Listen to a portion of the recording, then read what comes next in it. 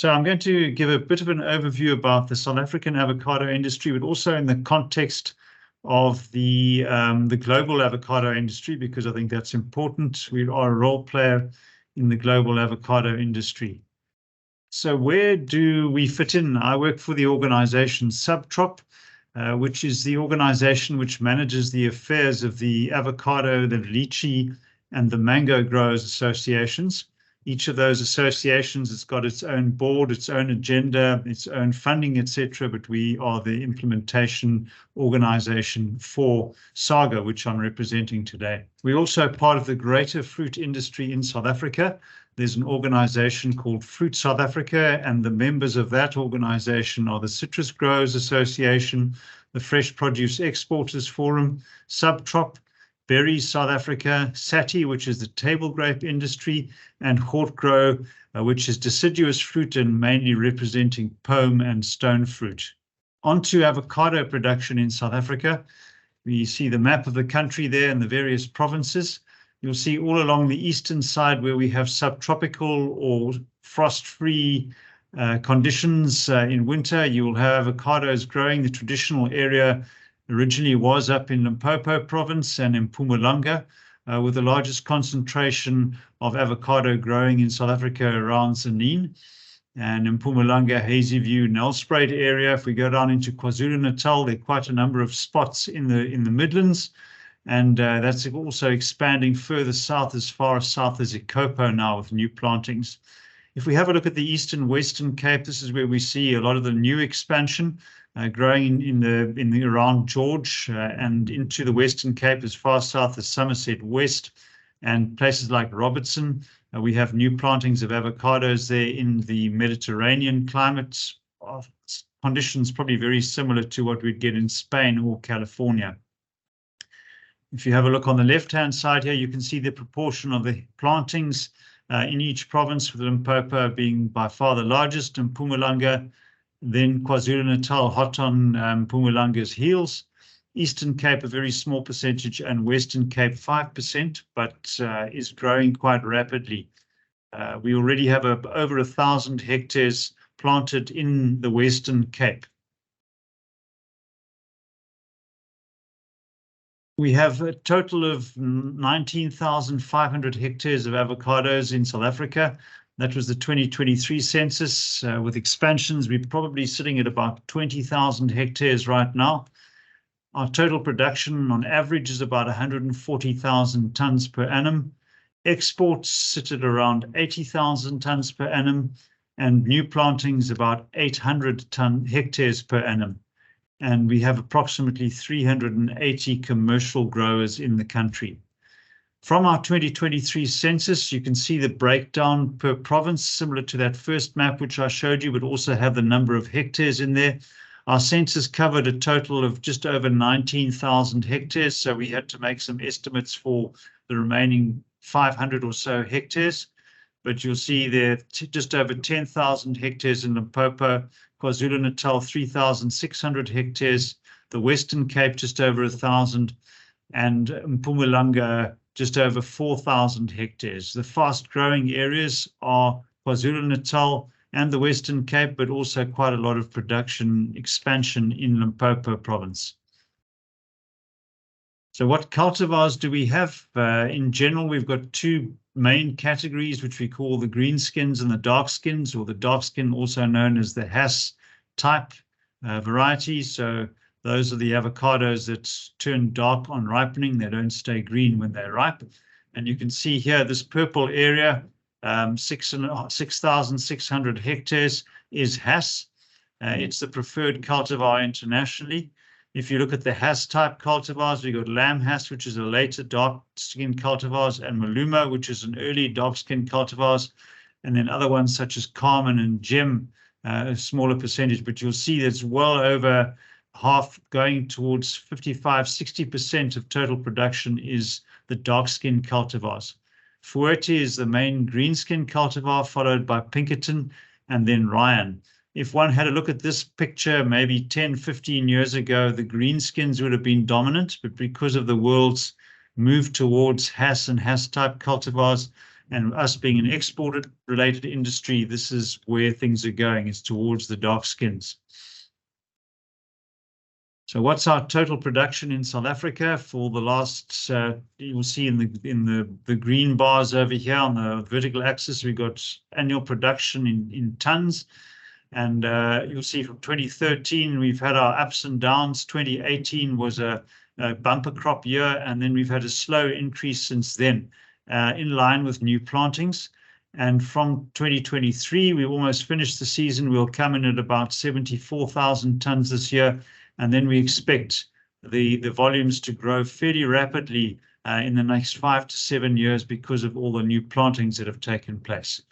So our total production, how's that broken down? About 45% of the total production of 140,000 tons is export. Similar amount goes fresh into the South African markets. And then also just over 10% goes into processing, either avocado oil or guacamole. So our current market is the EU, Europe, and Russia, and the UK, and 95% of our exports go there. As you'll see a bit later, it is the second biggest market as a whole in the world for avocados. Very important for us, but we don't want to have our eggs all in one basket. We have about 3% going into other markets, such as the Middle East and neighboring countries in Africa. Future markets, we have had a drive for the past 15 years to get into new markets, and it's finally bearing fruit. At the end of August this year, a protocol for us to export to China was signed. We still have to get everything in place with our local Department of Agriculture to be able to export, but we think that we should be able to export around about March or April next year. Everything will be in place for China, and some volumes will start going there. And then very close in the wings, we're expecting the market for Japan to be opened very soon, and India not far behind that. So we're confident that we'll be into some major new markets. None of these markets currently consume large quantities of avocados, but they have great potential for growth, particularly China and India with their growing populations or their very large populations. And Japan is a fairly stable market, which also gives us another option. The USA, fairly politically difficult to get into. It's not just about pests and diseases, the access to markets, but it's also about political and trade situation. But as we'll say, let's see later as well, the USA is the biggest importer of avocados in the world, and therefore should be a market which we have an opportunity in.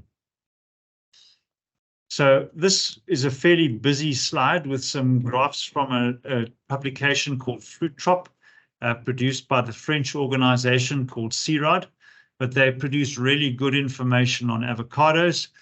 Just to explain what this is, winter season, so that's the European winter they're talking about, and summer season would be the European summer.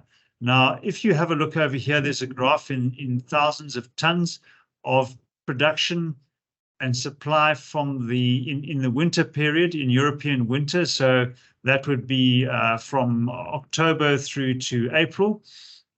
And you'll see how the growth from 2011-12 has taken place, 712,000 tons to around 17 or 18,000 tons. So correction, that's not 1,000 tons, that's 1.7 million tons going into the market from those countries.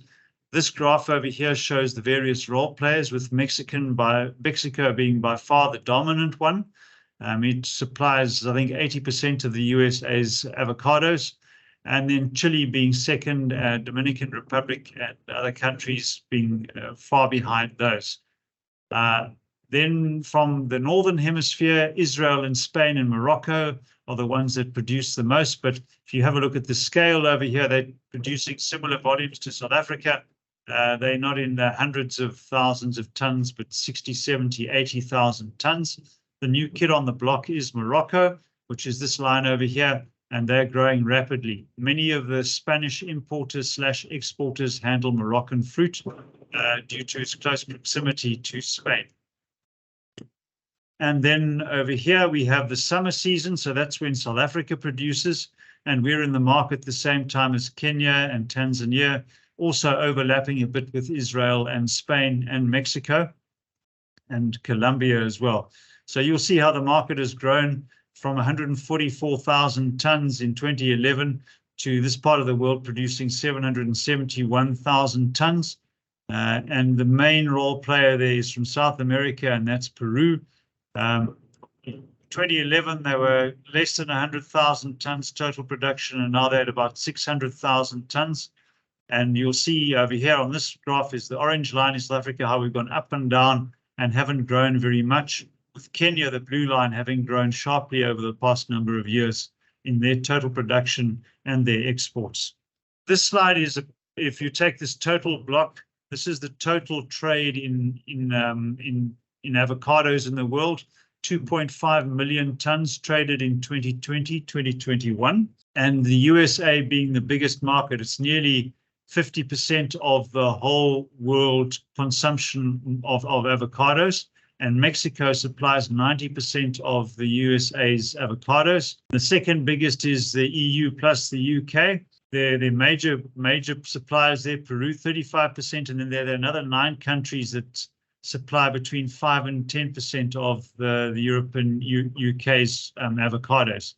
Other markets, Canada, Japan, we talked about as a new market. Then there are a whole lot of others. Latin America, Eastern Europe, then China. So you can see China is still very small, only consumes about 60,000 tons a year, but it's growing very sharply. So let's look at the world production. We've spoken and we've seen how much the world production has grown. And this graph was also produced by CIROD. They did a talk at the World Avocado Congress, which was held in New Zealand in April this year, and predicting the growth in the size of the market, which are the orange parts of the bars, and the green part over here is judging by the plantings that have been done in major countries, particularly in South America. They reckon that there'll be an oversupply in avocados for the next, up until the end of the decade, and by as much as 30% oversupply in 2030. So this is a worrying picture. We know avocados have been very profitable, and up till the year before last, people thought there was no turning back. It was like the stock exchange before it crashed in 2008. Nobody thought it could go badly. So there's a lot of pressure on prices at the moment, and pressure to move into new markets and grow those markets. But I think the avocado industry is fairly unique in terms of its cooperation throughout the world. And there are generic promotion activities for avocados going on in many places. And that's my next slide. So there's an organization called the World Avocado Organization, established about 6 or 7 years ago, which is mainly supported by South Africa and Peru. And those countries exporting to Europe put €1 per kilogram into the kitty for generic promotion of avocados. And currently we're exporting in the UK, we're promoting in the UK, the EU, and in India, which is a new market. In the USA, which is the world's largest market, all Hass avocados that are sold into that market, whether locally from California or Mexico or Peru or Colombia or anywhere else, they pay a compulsory levy of 5.5 US cents per kilogram. This gives the Hass Avocado Board a kitty of over $50 million US a year to promote avocados and to provide information. And that's also been part of the success of the growth of the US market. In South Africa, we produce our own avocados for our own market. There are some imports, but the South African Avocado Growers Association members pay a levy on every carton sold on the export. They also pay levies for local markets, and 20% of our total budget coming from levies is spent on growing the avocado market in South Africa through generic promotions, which we've been doing since 1999. So also a continued effort there. So more promotion is needed to grow the market in line with the demand or the supply that's coming. But many of the large role players are involved, and there's confidence in the avocado industry that it will remain profitable despite the growing supply, because there are efforts being made in growing the demand through generic promotion. And we know that we can always do more, so there's always discussion about spending to make sure that you still have a market in a few years' time you have to be very forward thinking, especially as avocados are a long range crop. I hope everybody can hear. We're having a nice thunderstorm outside and some much wanted rain after 10 days of severe heat in Zanin. That brings me to the end of the story about avocados from a global perspective and South African perspective. Just a final slide, my slide change will work. Just to advertise that we will be hosting the World Avocado Congress from the 6th to the 9th of September 2027. It's going to be at the International Conference Center in Cape Town.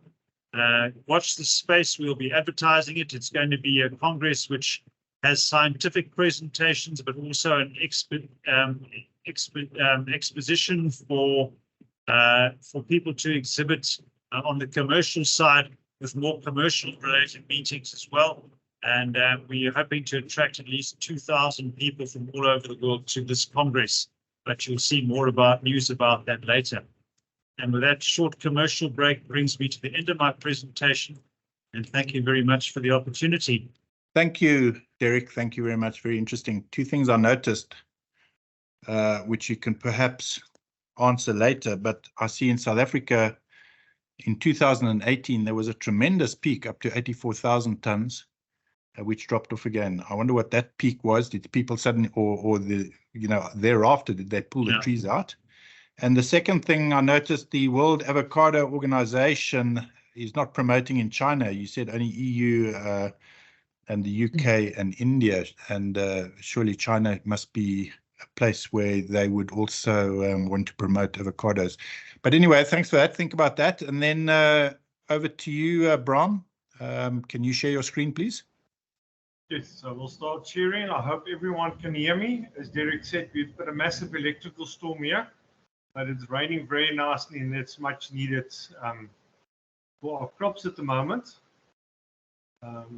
Let me just get that going.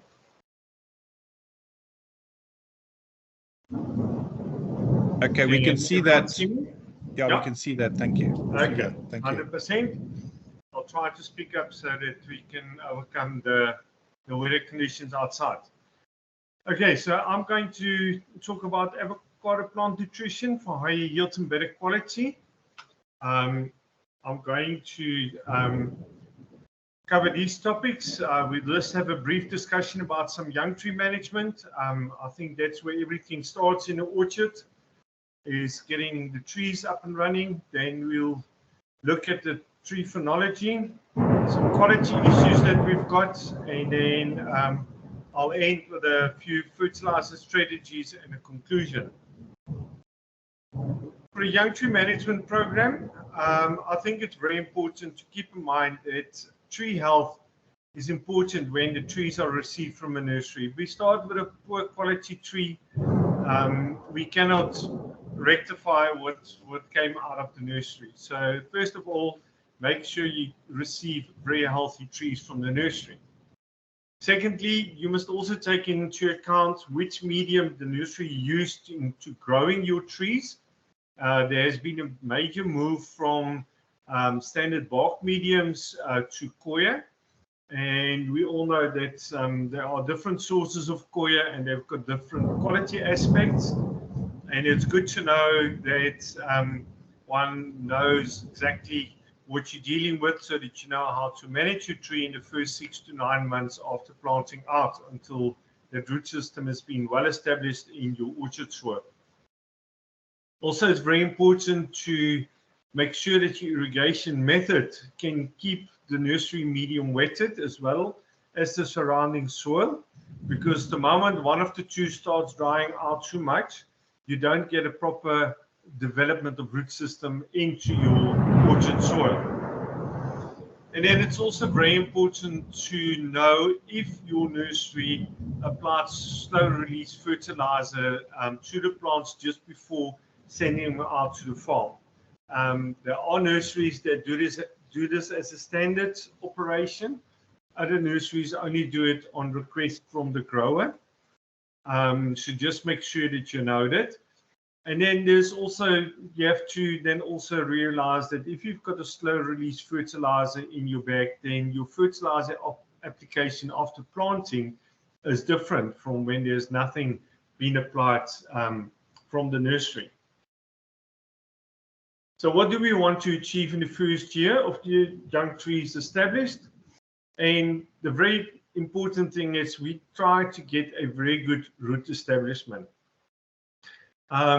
If you've got healthy roots, then you've got healthy trees, and your root system is basically developed in the first 2 to 3 years after planting out. So if you've got a bad start, you end up with a bad tree. So we want good healthy roots, and it gives healthy trees. And if we've got healthy roots, then we can actually build a proper tree structure so that this tree can stand for the next 20 to 30 years in your orchard and bear a profitable crop. As I say, healthy canopy with enough complexity will bear regular crops. I'm not going into canopy management at this stage. That's not a topic that we can do at another stage. So we just must focus on a well-balanced fertilizer program with a focus on root health and leaf development. So the focus nutrients are phosphates because they're good for root health and development. Also, they actually stimulate the synthesis of auxins and cytokinins in the different plant parts. Then we need nitrogen. That's important for leaf development and general tree development. Potassium is always important for healthy water movement and energy building. If you don't have enough potassium, your trees will battle to move water up and down and to sustain the leaf canopy at the top end. And then, of course, your micronutrients are also extremely important for healthy leaf and branch development and healthy root development, especially zinc and boron, but also the others, manganese, iron, molybdenum, even copper is an important one in very small quantities to really establish a healthy root system. With regards to micronutrients, we quite often use foliar sprays to help with this. We use chelated products, and they can be complemented by kelp products to stimulate root development and also reduce that initial transplant stress that the trees quite often experience, and especially under conditions that we have in the Zanin area at the moment, with very high temperatures and low rainfall. So then there's something about the tree phenology. You can see here there's two sort of scenarios that have been sketched. The one is for the on season, when we actually start with a good flowering and we end up with a high yield. And that is quite often then followed by a off season where we've got low flowering and low yields, and that is quite often to do with depletion of your carbohydrates. If I can just see if I can get a laser pointer, there we are. So in your high season, you can see you start off with a high carbohydrate reserve, good flowering, then your carbohydrates start depleting as the tree develops leaf and fruit. And then normally in late summer, early autumn, we start actually building up on the carbohydrates. However, if we are sitting with a high cropping season, we tend to actually have lower flushes, flush intensities. Thereby, we're not always making enough leaves that can photosynthesis, and this then results in lower carbohydrates buildup. And then in the bottom one, you can clearly see with the lower carbohydrate, you sit with less flowering, less fruiting, and but you sit then with very high vegetative flushes, because now the tree doesn't have to spend energy on fruit development, but it actually spends energy on flush development, and thereby you can actually build more energy. So a few important aspects of the avocado phenology. One thing that you have to remember for those people not familiar with avocados, There's hardly any dormant period in the traditional growing areas, and even less so in cooler areas with the dual cropping system, where you can actually have consistently small amounts of leaf growth taking place. Building of carbohydrates and reserves need to be done during the fruit growing period. This can be hampered if a high crop load is experienced, and fruit development and leaf growth needs all it gets. That's where we actually have to start working smarter with our fertilizers so that we can really boost that. Flowering of fruit set takes place during midwinter when root activity is normally at a low level. So there is not a lot of activity in terms of root uptake of your nutrients. Root flushes follow on from leaf flushes, so there's always a sequence in which one and the other follow each other. And you must also remember that the avocado fruit actually produces oil during the fruit ripening period, which is also quite energy expensive. In the cooler areas, the fruit develops in winter 1 through the full summer and only gets harvested after winter 2. In October to December, January season of the second season. So in this case, our fruit develops over 18 months, while in the warmer areas, we only develop fruit over 9 months.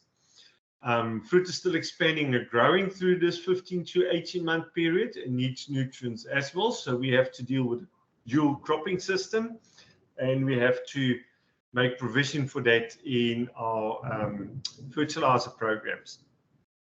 Cooler temperatures do help with tree development as less environmental stress is placed on the trees, and therefore the tree can really utilize all the nutrients to put it where it's needed, and that is fruit and leaf and root development.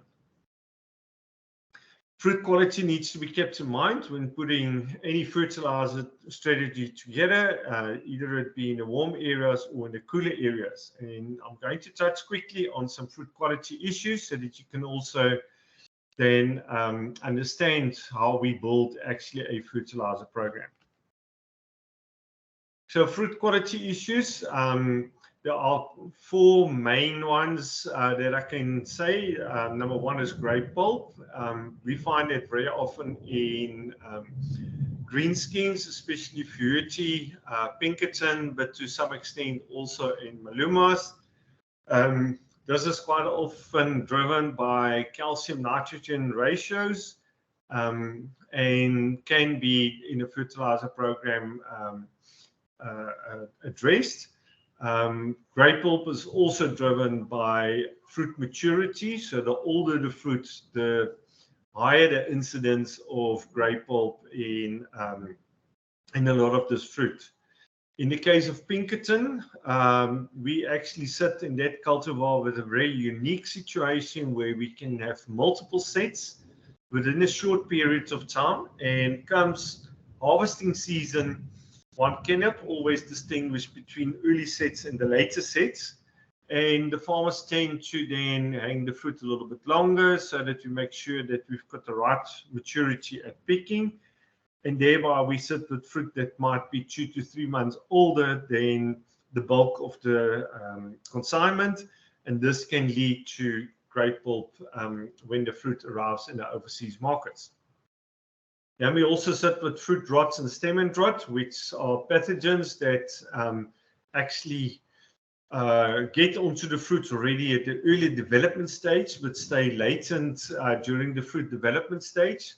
Normally, we try and reduce it with copper sprays, but with the shift from high copper sprays to low copper sprays due to the environmental effect of copper in our soils, we actually have to make sure that we increase our fertilizer practices so that we've got healthy trees without stress, and thereby have stronger fruit that can withstand standard infection periods with less fungal intervention. Then we've also got vesicular browning or vesicular bundles. This is quite often a water-driven thing. and can also be reduced to some extent by good fertilizer balances, where we actually look more carefully at our potassium applications at certain times of the year, especially when there's either a drought or heat stress like we experienced recently, or when there is too much water from high rain events, which we normally experience in February. And by adding extra potassium in the program, especially when we know that these things are coming, we can reduce vascular bundles to some extent. And then small fruit. This is something that in the on years is quite often quite an issue.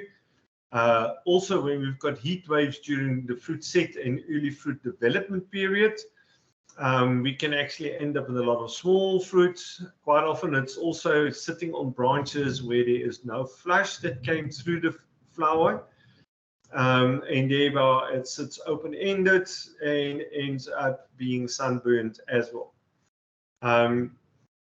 It's not always that easy to overcome this, as this is driven by the flower development stages, but there is some literature that indicates that with a good fertilizer program during flower development, in other words, in late autumn, you can reduce it to some extent. Quite often, what the recommendations to the growers will be, if you've got these type of branches, to cut them back to actually increase a flush and remove the small fruit, because that normally ends up in the oil bins and there's not a large income coming from that.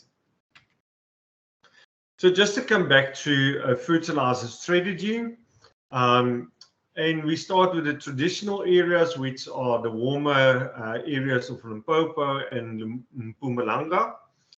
And there, what we should do during the bud initiation stage, potassium should be increased so that there is good water movement, there's enough energy that is being built through potassium. But we also need to then sort of lower our nitrogen levels to some extent, so that we don't overstimulate vegetative flush and actually support bud initiation. However, you can't stop nitrogen altogether, as we need that autumn flush, because that's also very important for carbohydrate buildup and energy storage. Then during the bud development stage, which is normally in this period, end of March, early April, that's when we normally start seeing the bud development. That's again, we keep our nitrogen lowers, but we don't exclude it completely, as we need it for building energy and supporting the development stages. But we need to increase then quite a bit of our micronutrients, zinc and boron, and we also start working the calcium levels. Boron and calcium, both very important in the development fruitlets, so that we actually can have strong cell walls, strong pollen, and zinc is also very good for pollen tube development. So these elements are very important in having healthy and strong flowers. Silica, it's an element that is not quite often used as a standard practice, but silica is very important in overcoming stress situation, as it's a precursor of salicylic acid. And silica can be brought into the program at this stage to also help with cell wall strength, and as I said, also with the development of salicylic acid, which is then a basically your immunity system driver. Then when the flower bud starts developing here in May, June, into early July in some cases, depending on which variety we're talking of, that's when we start increasing our calcium, zinc and boron. Again, it's about flowers and cell wall strengthening, and it's also very important for healthy ovule and pollen development. Normally this time of the year, we don't concentrate too much on the nitrogen or the potassium, because the plant is not taking a lot of that up through the root system. And a lot of these calciums and zinc and borons are applied as foliar applications rather than soil applications. Then we go in the flowering period, which starts with the early varieties in July, going into September. This is when we start using a lot of energy, and you should also remember that when flowering takes place, your transpiration surface is actually tripling with your flower development. So your flowers can also transpire, early fruitlets transpire. So you have to start increasing your water applications in your soils. Also, by this time, your root system will slowly start increasing and developing again and gets more active. So what we should do is actually split our applications into a foliar program and a soil applied program.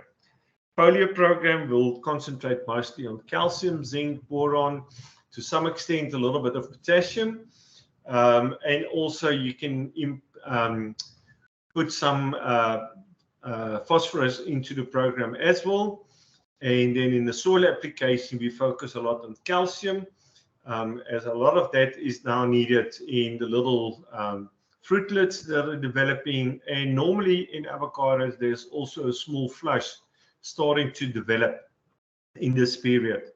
So we also start then with calcium. We increase our nitrogen slowly but surely. But we make sure that there's a good balance between calcium and nitrogen to ensure good fruit quality. Going forward during the flowering stage, calcium stays important, as I mentioned early. Then in September, October, we sit in that early fruit set period. That's when we start increasing our nitrogens, we start increasing our potassiums. As there's a major flush coming, there's also a root flush coming on, and these needs to be supported by your standard macro elements, but also by some micro elements. And then zinc and boron, we can still apply that in this period as a foliar application. But later, when your root flush is taking place, you can also start applying zinc and boron through the root system. Then during the first 8 weeks after set, it's important to keep calcium in place, because at that stage, your fruitlets still take up quite a bit of calcium before the flush is getting too strong. But we also start increasing potassium and nitrogen as well, and to some extent also some phosphorus to help root development. Then after this, we look much more on flush and root development, and that's where your main NPKs start playing an important role. Now you will notice that I haven't spoken a lot about magnesium at this stage. Magnesium is something that is in the traditional areas not a major element problem, especially when we sit with well-balanced soils with a pH that sits around about a pH KCl of 5 to 5.5. We normally sit with decent magnesiums in the soil, but if there might be magnesium issues, then the spring and early summer period will definitely be your period to actually apply some magnesium in the form of either magnesium nitrate if you need to apply some nitrogen, or a magnesium sulfate so that you can also get sulfates into your plant. And then in midsummer, normally from October, November, going into December and January, one needs to focus on your potassiums, because the final oil accumulation phase starts from mid to end January in the early areas of the traditional growing areas, and oil accumulation needs a lot of potassium in that case. If we look in the cooler areas, and I've drawn here with the red lines actually your fruit development phases. So here we sit still with the old crop from the previous season that we only start harvesting around this period, but you also start already with the new crop that will develop into the rest of the season. So you've got 3 to 4 months where you've got actually overlap, and at the same time also during the flowering period you still sit with a lot of fruit on your trees that is drawing energy and needs mineral nutrition. So you have to start looking at both scenarios. As I say here, you need to balance your fertilizer program between old crop and new crop, and you must really focus on what is needed for both of them. In a situation like this where there is a double cropping system, you need to constantly apply nitrogen throughout the season. Normally when there is a high intense flushing period with your newly fruit developing, you can increase your nitrogen to a certain extent without compromising on the quality of the existing fruit on the tree. It's still very important that you balance your nitrogen application with your potassium, your calciums, and that your water management must also be very good so that we don't compromise on fruit quality. Microelements on the flushes during rapid flush development and through root systems is very important, and they are there to build reserves for the next flowering period. So with your microelements, you focus mostly on your root flushes to get your major uptakes, and then when there's an active flush or flower development, you can also do foliar applications of your microelements. And in the cooler areas, it's even more important to ensure that you keep your soil pH, your calcium, magnesiums, and potassiums in balance with each other, so that you don't have to start worrying about rectifying soils while you're still trying to keep your crops running and growing. Then in conclusion, fertilizer strategies are an art and a science to manage it properly. And what I also want to say, any fertilizer program is not something that's cast in stone. It's something that needs to be managed, and therefore I say listen to your tree and adjust your programs accordingly. You will see when your tree needs more nutrition or less nutrition. Look at your foliar flushes, look at your fruit crop, and adjust your programs accordingly. Leaf and soil analysis are very important, and we're also playing and using fruit removal norms to help in determining amounts of fertilizers, and also these are tools to actually adjust your program even when needed. Fruit analysis in November is a good tool to measure the uptake of nutrients early in the season, and you can still make adjustments to some extent to balance especially your calcium and your nitrogens, but also to some extent still some zinc and borons. However, it's very important to know that irrigation management is the #1 issue that can make or break a fertilizer program. That's the end of my presentation. If there are any questions. Thank you, Ron. Thank you very much. I have one question so far from Felipe.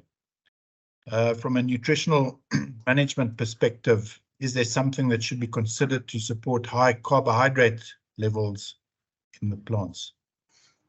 It's a very good question, and it's something that I've been discussing recently with a lot of people in the industry, because there's a lot of work being done currently on carbohydrate cycles. And I've asked the question to some of these people, but okay, now we've got these cycles, what can we do to actually improve on the carbohydrate reserves. And that's something that we actually are proposing currently for a research project with most probably one of the universities. So my take on this is a well-balanced program where we've got enough NPKs in the program, where we really balance what is being removed by the fruit, and what is read into the leaf analysis will aid us in improving the carbohydrate status of the plants. And I think what we normally tend to do is we make adjustments too late in the season to have a proper influence on the carbohydrate reserves. And we should actually react much faster on increasing our fertilizer applications when we see there's a higher crop coming. Normally we make adjustments in January. We should actually already start doing it in November when we've got a chance to really do it. Look, in our situation, I mean, we can see it's a complex crop because of the time frame, you know, going over to sort of 18 months. So you've got fruiting and your flowering all happening at the same time. So it is complex. Yes. But just talking about soil amelioration, I mean, prior to planting, do you recommend sort of what pH you're looking for? Do you recommend putting down phosphates before the time? You know, what planting depth? Do you guys ridge at all? Okay, just a brief background there. We normally do soil amelioration before planting. So we recommend that growers take proper samples, soil samples, so that we can look at the pH, calcium, magnesium, potassium ratios and levels in the soil. We look at the P levels and we make the recommendations accordingly. pH, we would like to have around about a KCl pH of between 5 and 5.5. When it comes to calcium, magnesium, potassium, there are two schools of thought. I try to look at both of them. The one school of thought only looks at ppms. There are other schools of thought that say we only look at the ratios. I tend to look at both and also look at the type of soil that I'm sitting with. And on the basis of that, we will start then recommending which type of liming product we should use to actually balance the soils out to the extent that it needs to be balanced. Although we do ridging, we normally recommend that you're liming, as it's a fairly low-cost type of application, to do liming broadcast. But what we do with phosphate, as it's a high-value nutritional element, is we actually place that into the root system, so that we actually try and add the phosphates into the roots where your root system will actually develop. So we do that amelioration into the roots when building the roots. And what sort of rooting depth are you looking at if you're doing your soil preparation? Are you deep plowing? We're looking at a rooting depth of about 600 to 800 millimeters on ridges. We know that most of your feeder roots in a flat surface area sits normally in the 300 to 400 millimeters if you're lucky. But we found that with ridges, we can actually push that down to 800 millimeters, especially with good irrigation scheduling and monitoring. And also, if you plant a cover crop on the sides of your ridges so that you keep your ridges cool, you tend to have a much deeper root system on ridges compared to flat soil development. Also, in the case of replanting, we definitely recommend that you ridge. If it's a virgin soil, we can say to the growers, you don't have to ridge most probably, unless you've got a layer underneath that you actually want to actually avoid and build up a little bit of volume for the root system to develop in. Okay, thank you. In deciduous fruit, they plant high density, and their first aim is to fill the space and then to put on production. Is there something like that in avocado tree? Do you first have a vegetative couple of years to try and get the trees to a certain size before you get them to bear? We definitely try to plant at higher densities than we used in the past. Currently, we're looking at spacings of 7 by 3.5 to 6 by 2. And the first 2 years, we normally dedicate purely to growth and canopy development.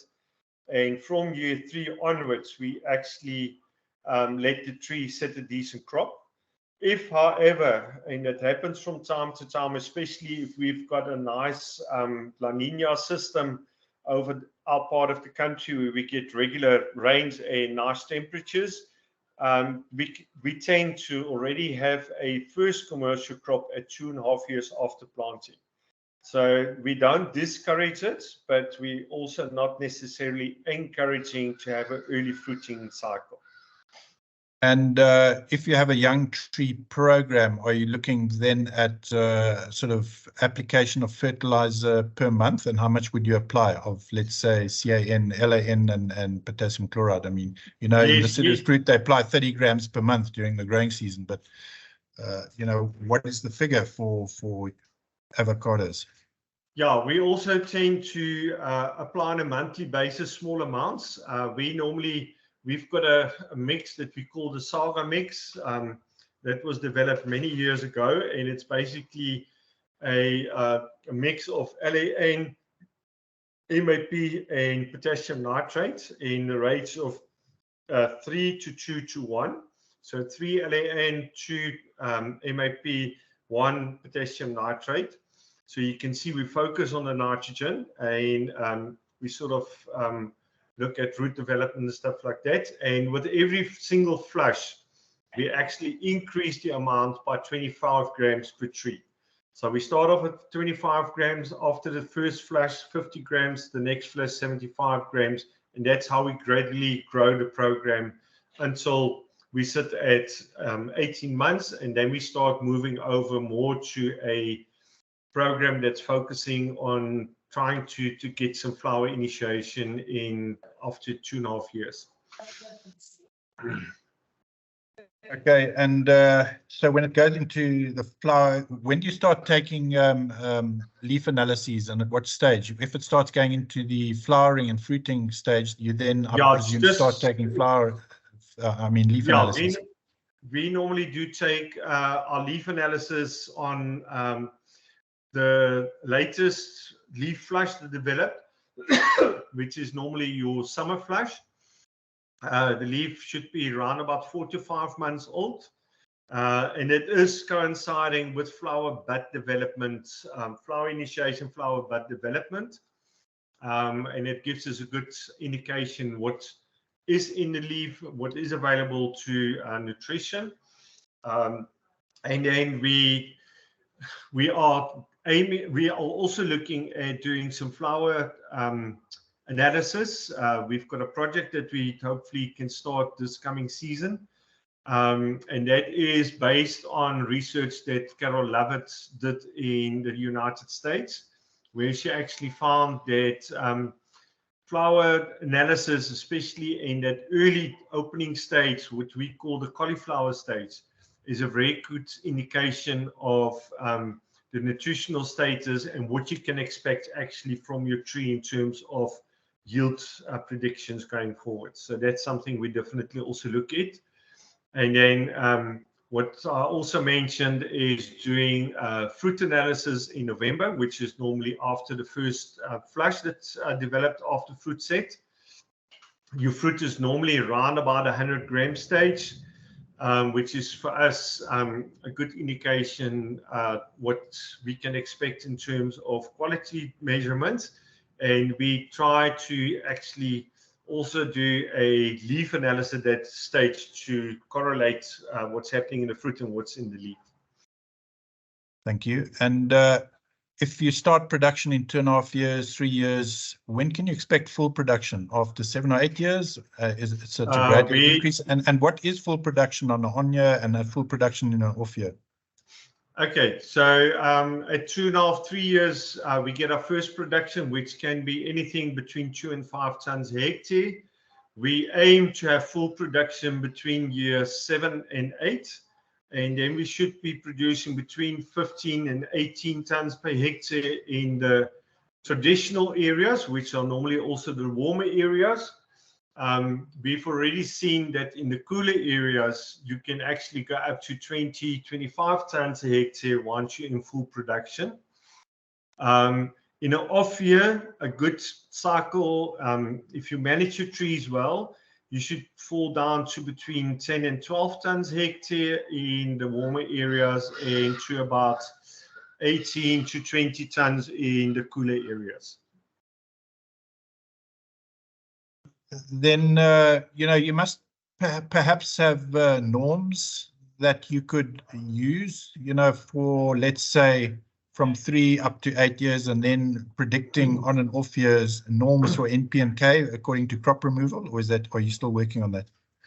We're still working on that. We've got a working group established at the beginning of this year with a lot of technical guys from different companies, where we actually try to revisit all the norms that were actually drawn up 40 years ago, when we planted trees at a much wider spacing and we expected much lower yields.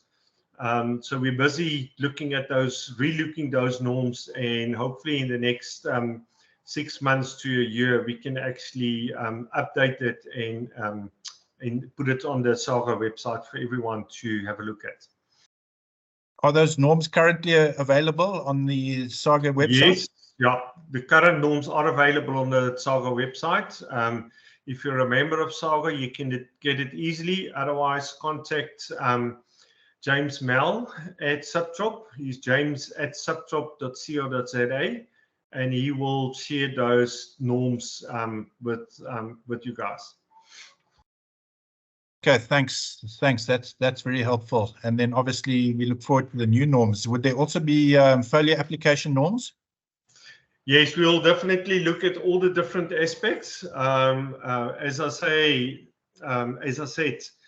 the traditional way of farming with avocados is being replaced with a much more precision type of farming. So we will definitely look at all these different aspects, and also at the timing of all these different applications. All right, thank you. I've got to switch my mic on and off. I've changed venues 3 times during this presentation. It's a bit hectic here where I am. Yeah. Derek, did you have any, that serious spike in production in 2018? What was the cause of that, and how it dropped back again? So in 2018 is what we call a 1 in 20-year bumper crop. The previous time we had that was precisely 20 years prior to that. And I think it's when everything lines up. So that's actually when the orchards over the country reach their full potential, when our climatic conditions are ideal during flowering and fruit set, and also when there's probably been an off year in the year before. And so in my experience, that happens once every 20 years or so. In that year, we harvested about 170,000 tons, as to the normal would have been 130,000 tons the previous year. But it just shows you what the potential is if everything lines up and is good environmentally in a certain year. So yeah, that's the reason for that big spike. And then my other question was just the promotional work into China. I see you've got India, UK, and the EU there. So yeah, the World Avocado Organization, as I said, is mainly funded by the South African growers and the Peruvian growers. There are some other role players, but the major funding comes from them. And the members of the World Avocado Organization, or WOW as they call it, sit around the table and they decide where best they can spend their limited resources. There has been a little bit of promotion done in China, I think 3 years ago, and it's definitely something that will come in the future, especially as South Africa also starts to enter that market. So there will be work done there as well, but currently nothing is being done at the moment. That's from a generic point of view. Yeah, there are individual companies promoting avocados. A lot of the secret of avocado marketing is actually producing ripe and ready to eat avocados. That's where you see the growth. So there are South African companies already involved there. There's an American company that's involved as well in setting up facilities in various centers to get that going, and that comes with their own promotion. Okay. Thank you, I think I don't see any more questions on chat from anyone else. So I think we can call it a day because we are over our hour. So thank you very much, Derek, and thank you, Bram, for your time. It's really, really appreciated. We would like to obviously send these presentations out to our colleagues if they ask. Are you happy with that? This is it is recorded, yeah. I'm happy with that as well. Okay, thank you. And I do have James's email address for those who wanting the current norms, and then also in maybe 6 months to a year time to get the updated norms. It's james@subtrop.co.za, but if you don't write that down, then just get hold of me and I will give it to you. So thanks everyone for listening. Thank you so much for your time, and thank you to the presenters. Have a good day. Have a good evening. Thank you. Thank you. Bye-bye. Bye.